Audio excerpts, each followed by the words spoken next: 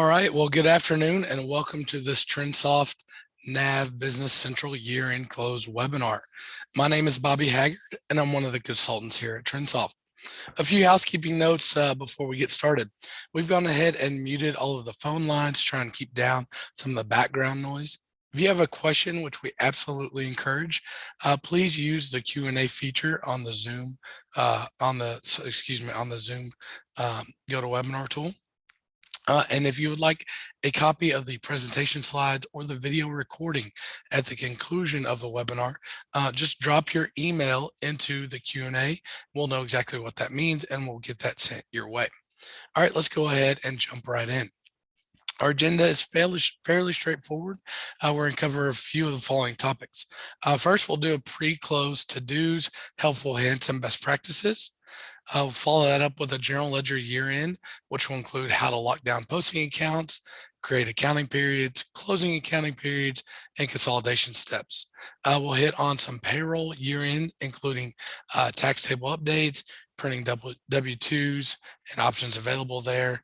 We'll talk about accounts payable year-end, where we will discuss 1099 and other payable items, and then we'll take questions.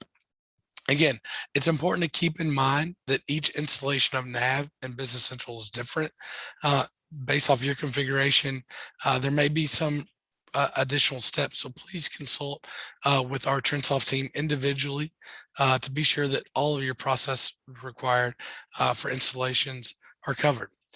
What we have prepared to go over here is just a high-level checklist that should be used as a general guide. All right, let's jump right in. Before you perform the actual close routines, there are a few pre-close steps and processes that we encourage clients to perform. First, make sure that all of your invoices, batches, and adjustments are entered and posted. Next, make sure that you performed a quick review of your accounts to ensure that all balance sheet and profit and loss accounts are set up appropriately. The last thing you want to have happen as you close the year is to then see that a balance sheet account was closed for retained earnings, or that account that you thought was a profit and loss account now has a balance forward amount. It's much easier to do a quick double check up front than to try and reverse the year end, update the wrong account, and then reclose. Another step that we encourage is to print and save some of your key reports, such as a detailed customer vendor aging, inventory to general ledger reconciliation, those types of reports that give you a snapshot of the close before it's performed. Finally, we encourage clients to take a backup and to save the database or to load that database into a test company so that you can run through the close in that test company to be sure that you iron out any kinks or issues before running the actual close in the live company.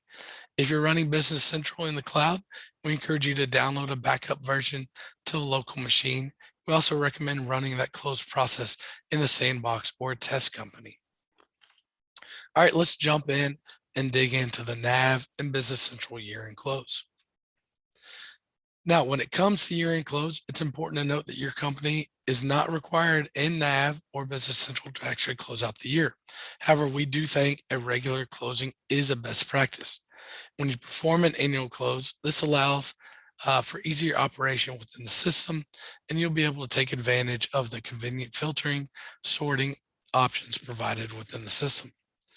Additionally, it's important to note that you do not have to worry about losing details of transactions when you close, because all details are retained even after you close a year. When it's time to close the general ledger, there are a few things to keep in mind. First, it's important to remember there is not a need or requirement to close a subledger except for those companies who have inventory. If you're running inventory and you normally run the inventory adjust cost application on a regular basis, then you'll want to do this process prior to closing the year. Secondly, it's important that you create new accounting periods before closing the old year. The next step is to actually close the accounting periods. Two other areas to keep in mind during the GL close are the areas of cash flow and cost management. For those areas, it's important to keep in mind that if you made any updates or changes to dimensions throughout the last year, to double check that those are set up and updated as well.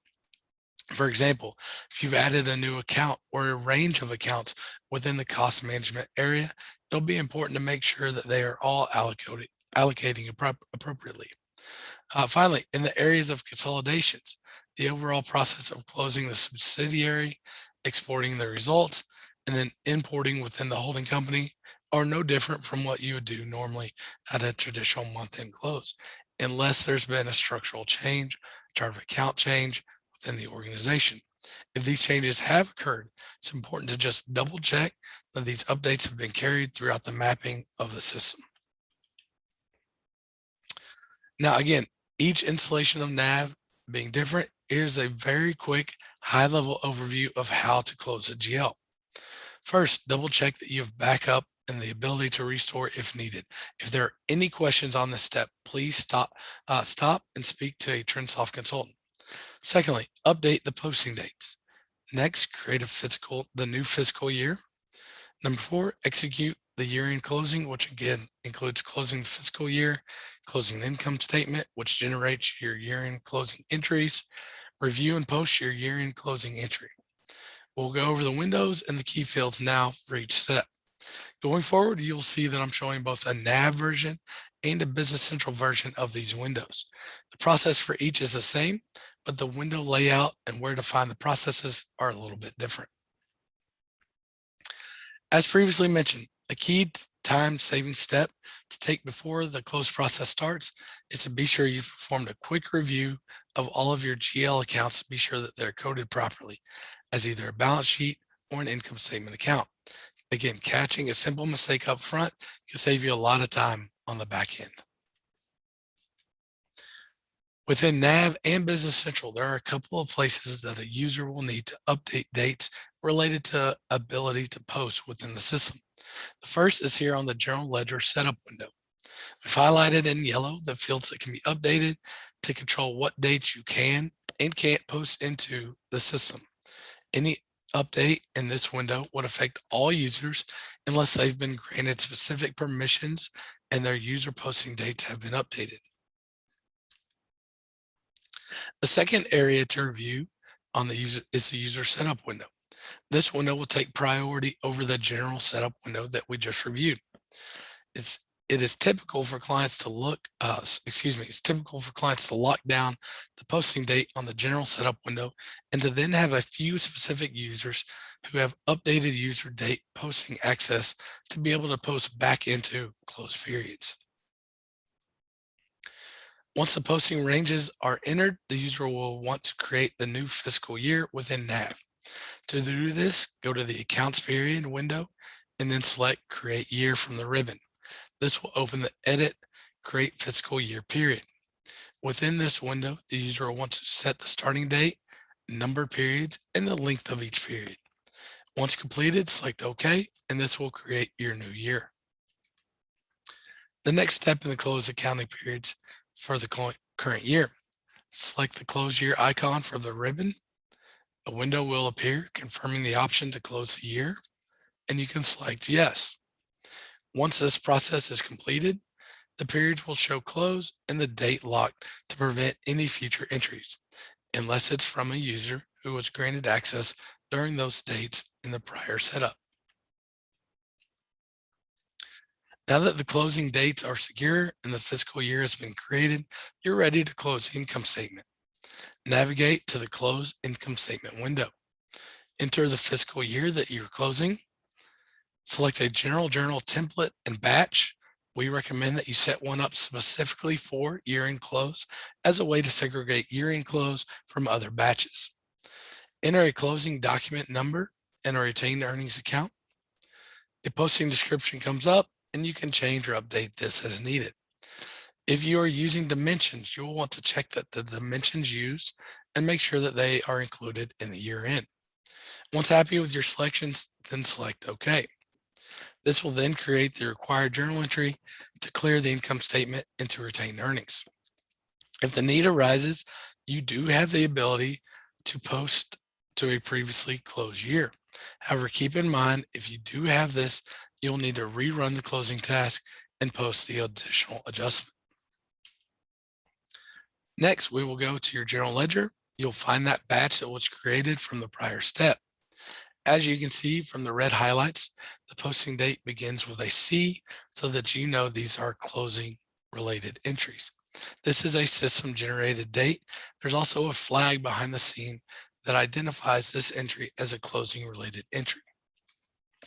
The yellow highlighted section shows for each income statement account, the adjustment made to the account to clear the balance. The last line of the entry highlighted in green is the net effect to the retained earnings account. Once we confirm that everything looks good, we'll go ahead and select Post from the ribbon. Once this step is completed, you have completed the NAV and Business Central year-end close. All right, let's quickly shift gears from the GL close to look quickly at the payroll close. For those clients who are running payroll through NAV or Business Central, you'll first need to make sure that you have the tax table updates, which are released by Serenic. A few things to keep in mind with the tax table updates. First, be very careful with the payroll control ID differences. We recommend manual updates. Always use effective dates and add new records. Do not update existing records. Additionally, a few year-end steps to keep in mind prior to running the W-2s are as follows. Be sure that your Green Shades account is set up and current. Run a test report to be sure that all wage data is complete. Keep in mind that W-2s can be printed at any time. Test the W-2 process long before they due to give yourself plenty of time. 2 additional comments around the payroll area. First, when setting up new employees, it's critical to know their social security number. Keep this in mind. Secondly, when making adjustments, it's important to consider manual entries in payroll journal. Also, keep in mind that you can avoid and reissue checks if there is a need. It's always good to think about and prepare well in advance for the final year in payroll, as the timing and dates of check issuance, etc., can always be a little tricky at year end. So it's just a good to do to give yourself a few minutes of thought prior to year end. All right, let's quickly hit on some of the things to keep in mind around accounts payable closing within NAV and Business Central. First, it's important to take key steps during the year so that you're not scrambling at year end. For example, prior to year end, review your 1099 vendors and make sure any updates and changes are needed and completed prior to the final day of the year. Remember that 1099s can be printed at any time. A few common questions around 1099s. If the data is wrong, what do we do, or what does the user do? The user does have the ability to make adjustments through vendor ledger entries. Can I reprint 1099s? Yes, users have the ability to reprint as many as needed. And then why aren't 1099s printing for these vendors? First thing I would do is check your EIN setup and the 1099 type on the vendor to make sure that the setup is correct. As previously mentioned, the key to getting vendors set up properly before the first payment is made. This is one of those areas where it's key to set up correctly throughout the year instead of waiting until the end of the year. In the setup of 1099s for the vendors, it's important not to use the code MISC alone. Users will want to use an MISC code with the specific 2-digit code that goes with that. Please keep in mind that the new 1099 NEC non-employee compensation form for 2021, and be sure that any of your reporting and setup is accurate. If you need help with this area, please reach out to your TrinSoft team immediately. NAV and Business Central does allow a vendor to have multiple 1099s. However, it's a difficult process to handle. We have found a better way to handle this issue is to actually set up a separate vendor card for each 1099 type. This just makes reporting so much easier and smoother in the long run. Finally, again, the user does have the ability to make updates or adjustments as needed 1099 transactions through the vendor ledger entry page. Now, as I mentioned at the kickoff, this was a very high-level review of the general closing procedures in NAV and Business Central. Each installation is slightly different, and each module being used is different per client. So if you have specific questions or concerns, I will provide my email and phone number on the next slide. Please take that down and don't hesitate to give us a call or give us an email, and we'll be happy to review your specific steps with you. All right, here is my phone number and email. If you have any questions, please don't hesitate to reach out. If you'd like to talk about your specific installation of NAV or Business Central, we'll be happy to get a technical consultant involved to review those specific close steps with you. If you have any questions, please drop those into our Q&A and we'll be happy to get those addressed. And as I mentioned previously, if you'd like a copy of these presentation slides or the video recording, please just let me know, drop your email into the Q&A, and we'll be happy to get that sent out to you as well.